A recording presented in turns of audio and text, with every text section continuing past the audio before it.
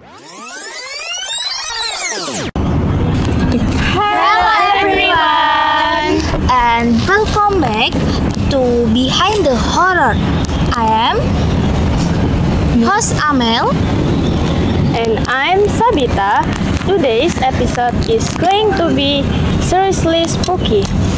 We're diving into the real-life horror behind the H family in Tanggulangin, Sidoarjo. The inspiration for the film Diambang Kematian. Hi, I am Fernanda. I've been digging into this case for weeks, and trust me, it's not just a ghost story. The events were real, tragic, and still leave people wondering. Hi, I am Nadia, as someone who lives not far from Tanggulangin. I've heard this story since I was a kid, and even now, it still gives people chills.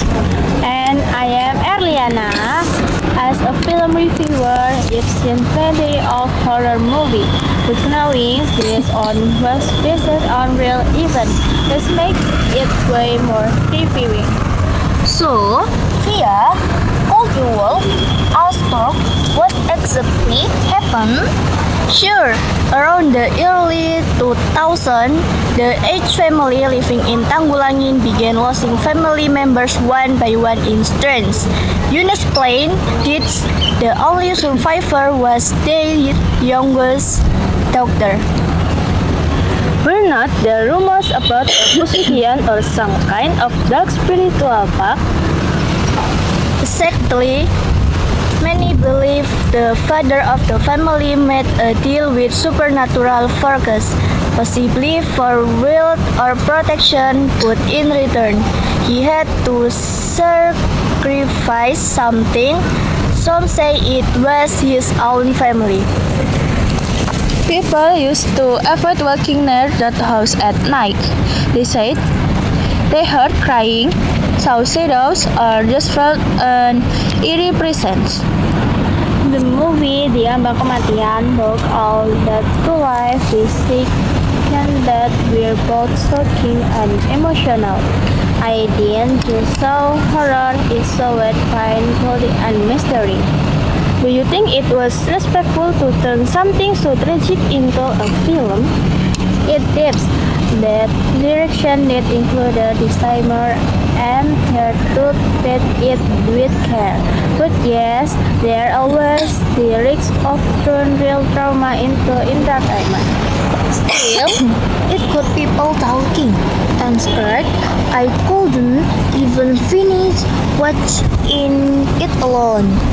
After the movie came out, people started coming to Tanggulangin out of curiosity. Some locals didn't like it. It felt like the tragedy was being turned into a tourist spot. What's strange is, no one really knows what happened to the surviving daughter. Some say she changed her identity and moved far away. Others say she still lives in secret. And the house? Still there. It changed owners a few times, but no one stays long. People say the atmosphere feels heavy. It's proof that even if the house changed, the story stays, the trauma doesn't disappear. So, final thoughts before we end today's episode.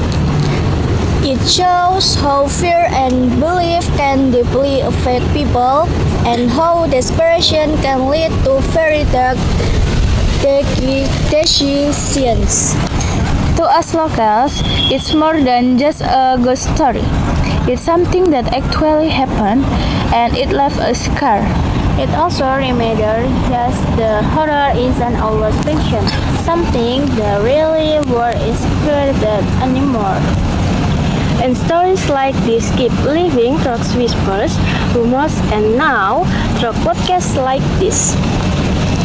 That's a wrap for today's episode of Behind the Horror.